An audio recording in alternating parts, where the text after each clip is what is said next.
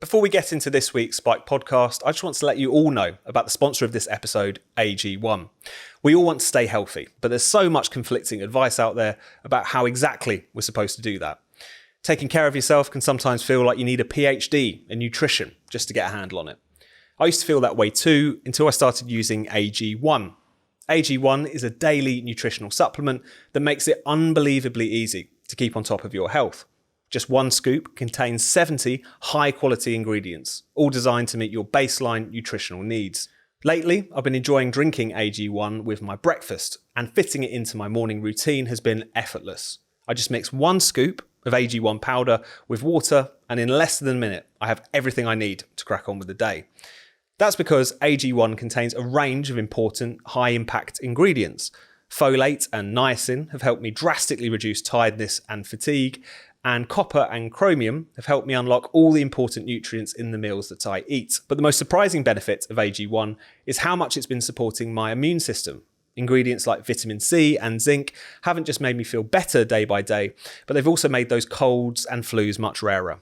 Introducing AG1's simple morning scoop has made a world of difference.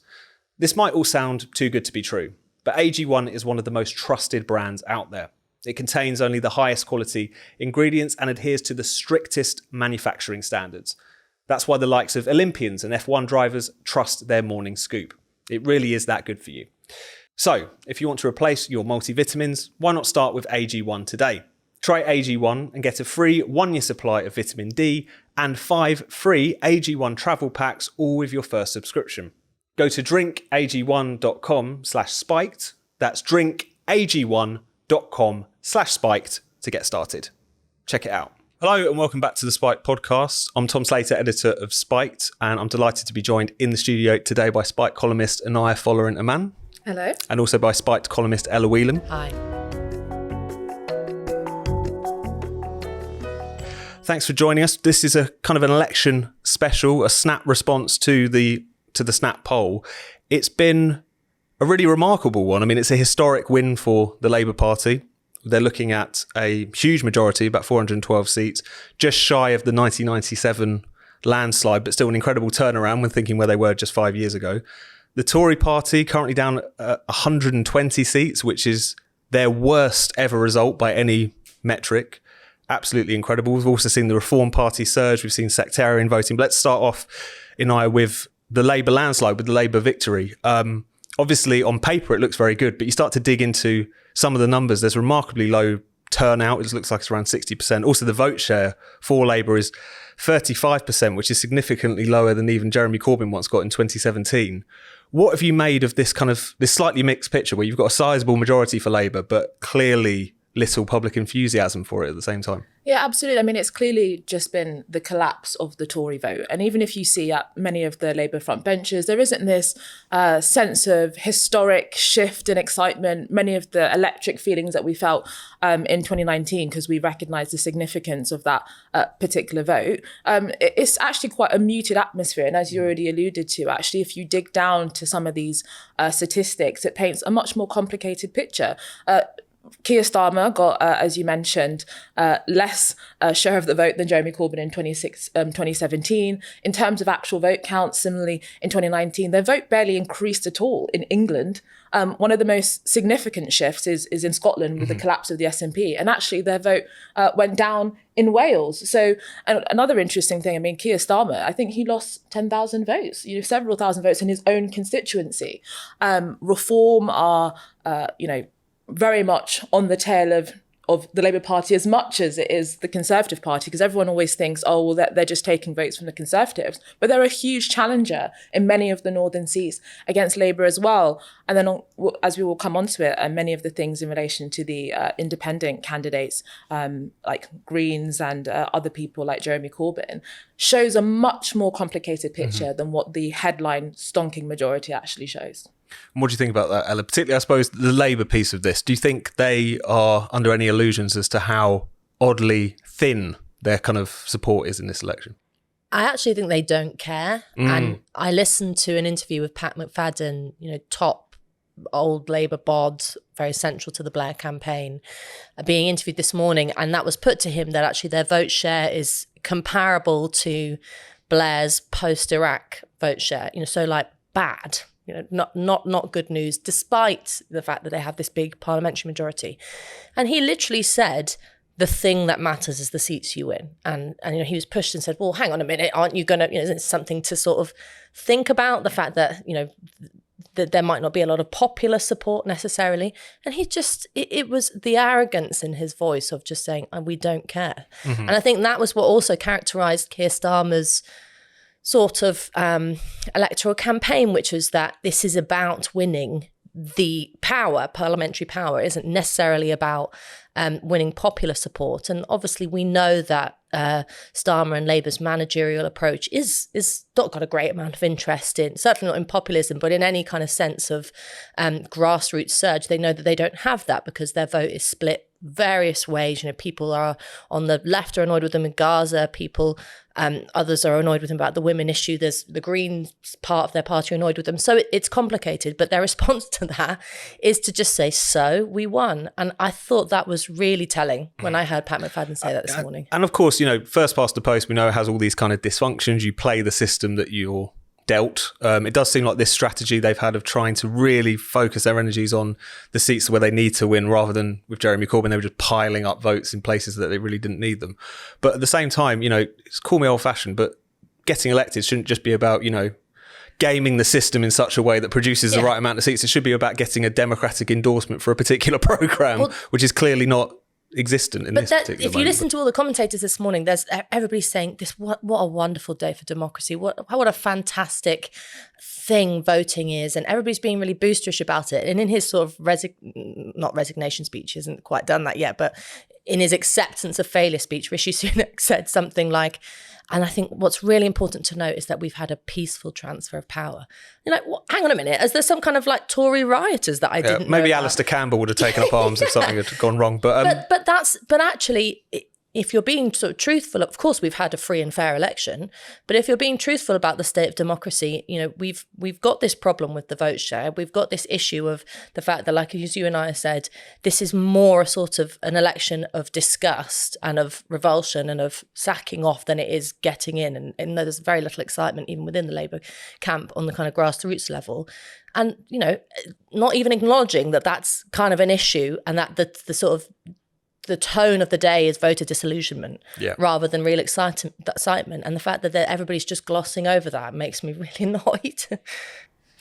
I mean, it is interesting. Like, I was listening to Ed Balls on ITV, and you both may have seen it as well. I mean, we'll come on to the Conservatives, but it was interesting that he flat out admitted that Keir Starmer's strategy in order to gain power was to effectively dupe the grassroots into to vote for him by rehashing many of Jeremy Corbyn's left-wing talking points. And then so when he was going for leader, telling them one thing and then telling the country something very different. Exactly. And then once he got the leadership, then effectively saying to the country what they wanted to hear. And, some people are predicting, and I think, I have a lot of sympathy for this because of all of this very shallow vote and the constraints that they have essentially put themselves in. And in some senses misleading the public insofar as many people, I don't want to get into tax, but even just the fact that they wouldn't really tell people what was likely going to happen in terms of their economic policy, it may well unravel very, very quickly because it's spread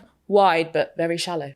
And it does remind me of New Labour in the sense that the election is almost like an obstacle to overcome.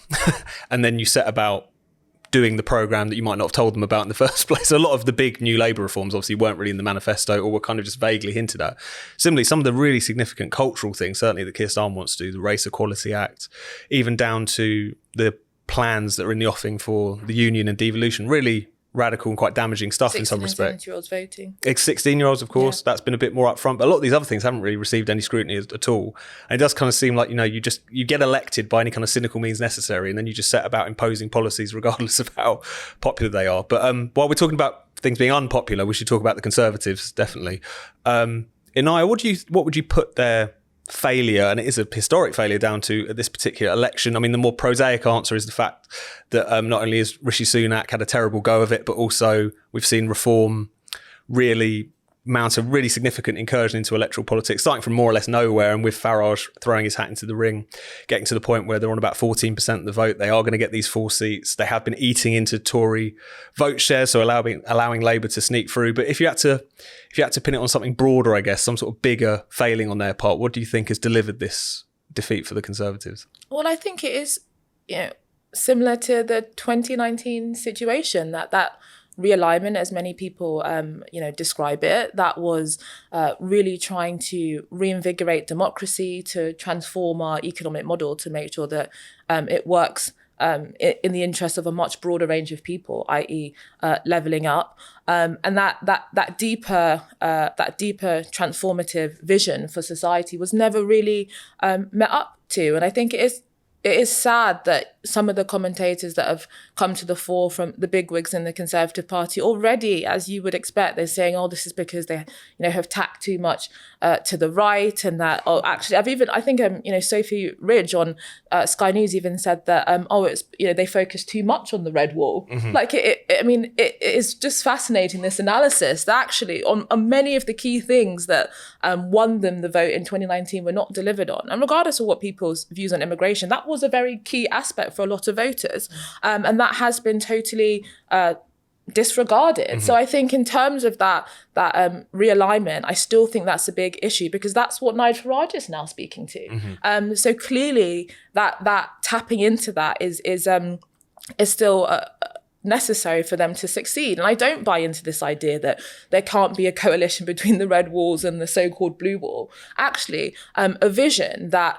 speaks to the concerns and interests of a broad range of people in society, I think actually can win a much larger group of people.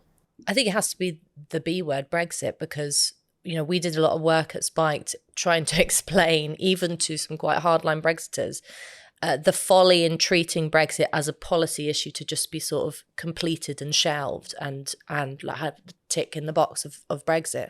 That actually this, and we were much mocked for talking about the spirit of Brexit, but, genuinely this sense that for the first time in, generations, you have people who haven't ever voted and have no interest in parliamentary politics coming out en masse to make their voices heard, and the destruction of that and blah, blah, blah. We know the story. That there was just the glimmer in 2019 of that being rekindled or taken seriously, that even though the sort of Brexit policy issue was done by Boris in some, in sort of a way, but that sense of things needing to change and a realignment, but also a sort of democratic spirit was just over a long period of time throughout the COVID years chipped away at, squandered. And so I've been really frustrated at, as much as I'm glad she got kicked out, Liz Truss, I've been really frustrated at hearing Conservative MPs and commentators saying, well, what did we expect when we had the Liz Truss event? This is why we're paying for the Truss event. And you're like, that's so short-sighted. It's one in a long line of reasons. Well, exactly. Incredibly. Actually, one commentator said something about the Charles era of the King Charles, the era, and he said, and Keir Starmer will be the third Prime Minister, and I was like, hang on a minute, and then realised he was right.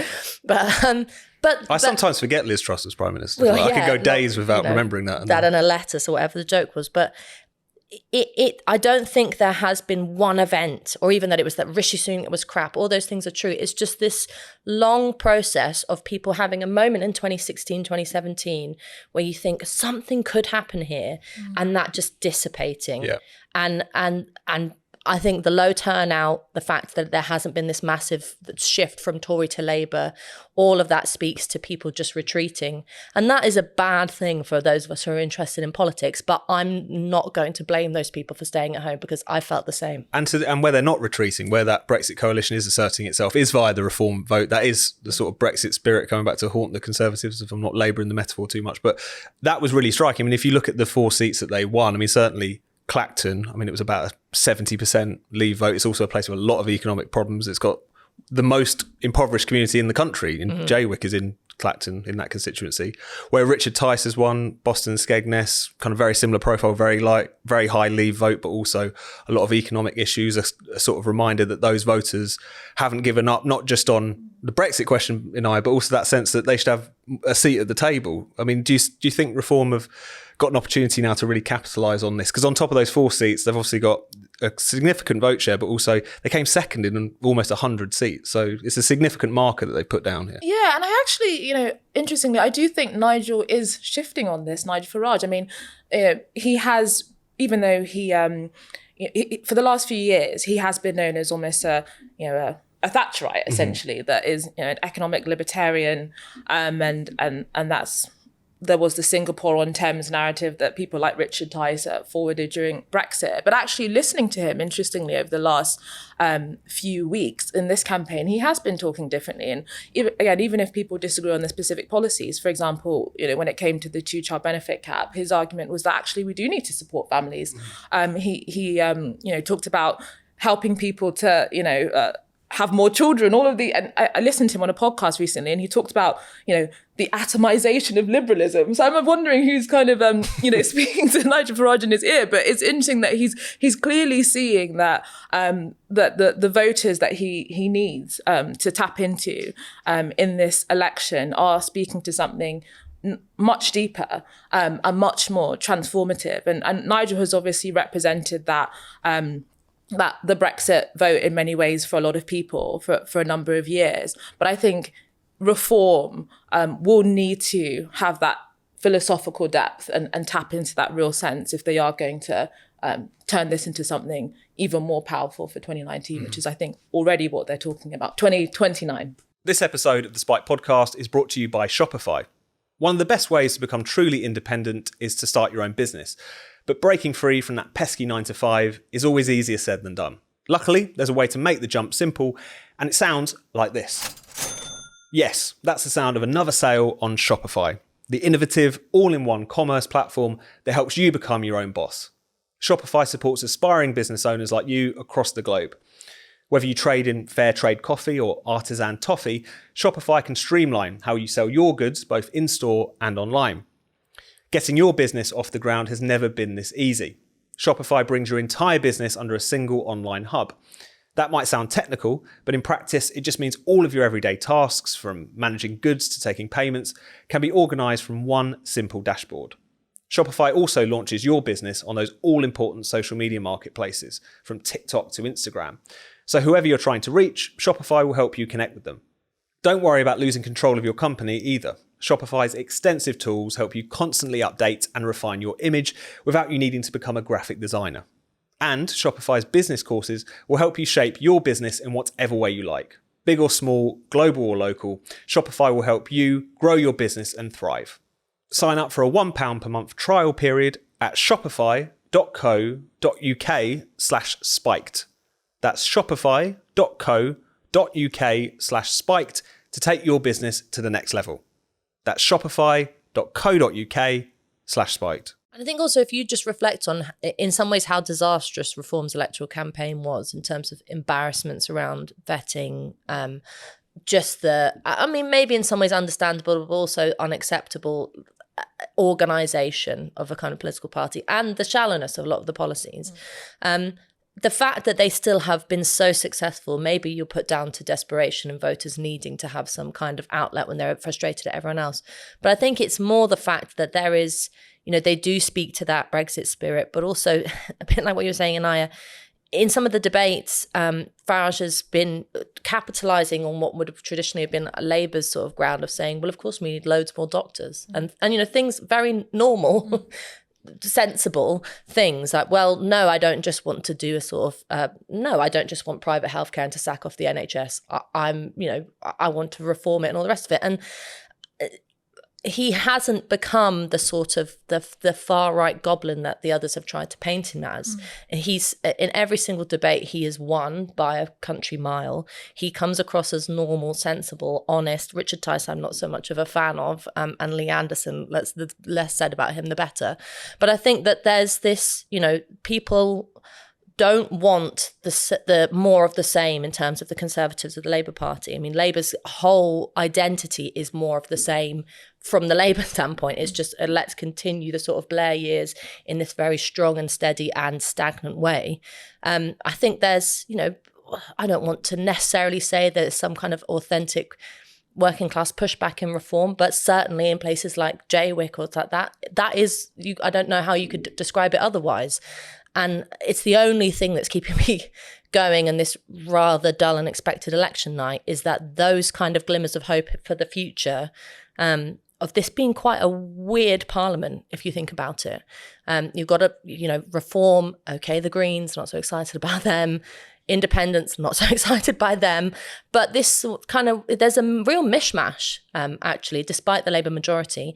And I think that can, and some real personalities in there, and I think that can produce some kind of space for a bit of interesting political debate happening in the next months and years. And thank God for that, because we can't do more of the same. And exactly, it's like, even despite the result being as large as it is for Labour and so on, you still see that bristling with the party duopoly on both sides, sometimes for more positive reasons than others, which we should get onto now, actually, because one of the interesting...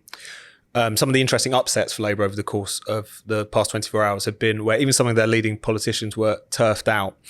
Sometimes it would be because of essentially pro-Gaza independent candidates. In other situations, it was Greens, but who were also very much running on the Gaza question. But I just stick with those independents who are basically challenging Labour on the Israel question, but also very much trying to play into, in many cases, a kind of sense of Muslim identity politics, very much targeting that community. It's been interesting to see how poorly Labour have done in constituencies where there is a sizable Muslim population.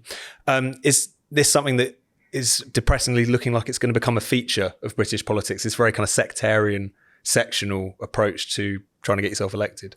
Yeah, and obviously at Spite, we've been talking about this for years, but there was a couple articles in the media on it, but there wasn't really that much scrutiny. And many of us have been talking that for years, if you constantly encourage religious, racial and cultural minorities to see themselves through the lens of said identity, but also say that the fundamental prism for which they should engage in politics is through grievance, then that inevitably is going to have a consequence. And actually, I was, before even this election, looking at some of the videos of some of the candidates, and many of their videos were all Muslim individuals in Islamic dress. Oftentimes they were speaking a different language, and it was all about religion a lot of the time. It was like, this is, you're doing this for God, you're doing this for all of these different things that, clearly not trying to speak to a broader British audience. And, everyone is entitled to organise politically for concerns that they care about. But it's the way in which it's done through this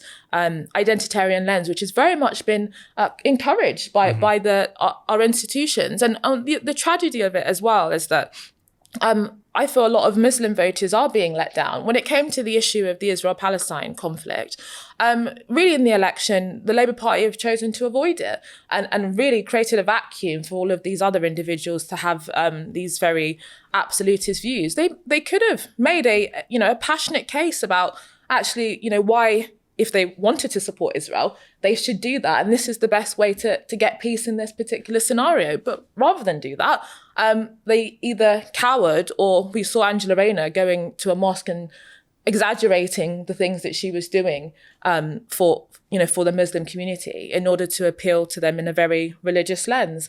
And I think this is letting Muslim people down as much as the rest of us. Also, the dishonesty with which Labour has addressed the sort of Islamist problem means that they deserve what they've got in those constituencies. Jess Phillips in Birmingham and Yardley got her majority quite severely knocked, but still came out on top. And just quite remarkable scenes during her acceptance speech. She was shouted down in a really quite grotesque manner, constantly shouted down, and by men, she said. And the way in which she talked about it on Twitter afterwards was, men were shouting me down. It wasn't just men. It wasn't just like your average guy in Birmingham Yardley. It was a group of men from that particular constituency who were pushing for the Gaza vote, who, as she even said from the floor, oh, you don't like a woman, standing up for herself. And the fact that she can't there's a cowardice about identifying exactly why those particular men from that particular section of society don't like women being forthright, just means that the issue will never be addressed. And I think that kind of cowardice has really bitten them. I mean, I spoke to a cab driver about a week ago about who was from Bangladesh, about which way they were voting in Bow and Stratford. Rushanara Ali also had her majority quite severely challenged by the independent there. he was just quite upfront and said, well, it's a vote for Palestine, but also we don't like what they've said about what Keir Starmer said about the Bangladeshis and asylum seeking and all that kind of controversy that happened. But there was, you had people standing outside Roshan Ali's kind of campaign trail with kids shouting in megaphones, shame on you, shame on you. And at no point did any Labour MP turn around and say, hang on a minute, and have a row. They just pretend it's not happening. Yeah. And so they deserve it. And as you said, and I completely agree, they have actively, promoted this idea of a Muslim community leader that is often, very socially conservative, and elevated them to very high status when it comes to various different social and political conversations about Islam, immigration, integration, all of these kinds of things. And this is really just the logical conclusion. And I just think that Labour, it is clear, will still not confront this issue. If anything, he has promised to supercharge the whole Islamophobia definition into law and other things, which is essentially going to chill discussion on many issues around this area. So it's likely going to accelerate. The only upset to this trend, of course, is George Galloway, who I am delighted only had 54 days in Parliament. That was a very nice one to see him packing amongst a load of Portillo moments, if you can count it as that. But it does feel depressingly like Galloway style politics is very much baked in, not least because the Labour Party has spent so long practicing it, appealing to voters, as you suggest, on the basis of their cultural or religious identity. And even the Tories have been caught out with that a number of times in recent years. Even in this campaign, you had Mario Longhi, who was caught drawing attention to the fact that his Labour challenger had a Hindu Indian name. All caps. You can tell what sort of games are being played there. But while we're talking about Galloway and Scotsman losing their seats, we should finish by talking quickly about the SNP.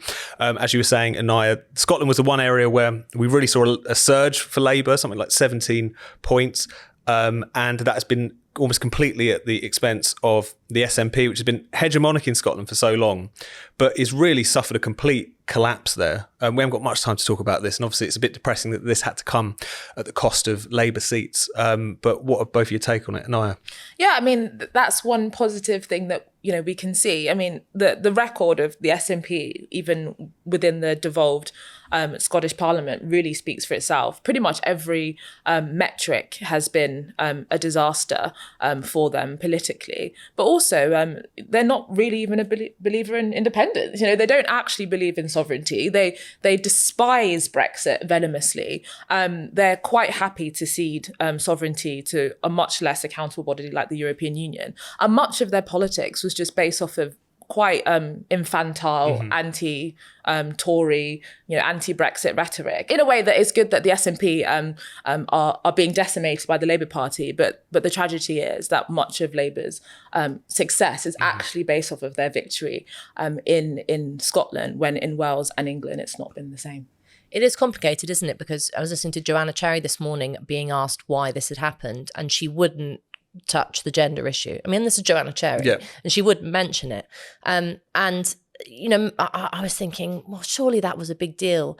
But then, the Labour Party's views in relation to women and the trans issue are certainly not a million miles away from the SNP. The SNP was a particular kind of nuts, and the Labour Party is sort of a milder strain of that. So I think it is perhaps complicated. I mean, the fact is the SNP haven't barely even mentioned the word independence in the last few years. It's all been these very vicious attacks, specifically on free speech, specifically on Scottish People's Agency. And so you hope that there's been some kind of Scottish freedom pushback against some of the madder stuff, whether it's being listened to by devices in your home or, bans on all kinds of political speech. But the fact that I think maybe it's that the Tories are just so useless. Maybe it's that there was nowhere else to go. But it's one to watch in Scotland, because the Labour majority there doesn't spell an end or even a change to the kind of identity politics driven nature of the Scottish political landscape. Thank you so much for watching the Spikes podcast. We'll be back next Friday. If you hit subscribe and click the bell, you'll never miss an episode. And in the meantime, why not check out all of Spike's other videos and podcasts on this channel? And for more Spiked content, find us at spiked-online.com.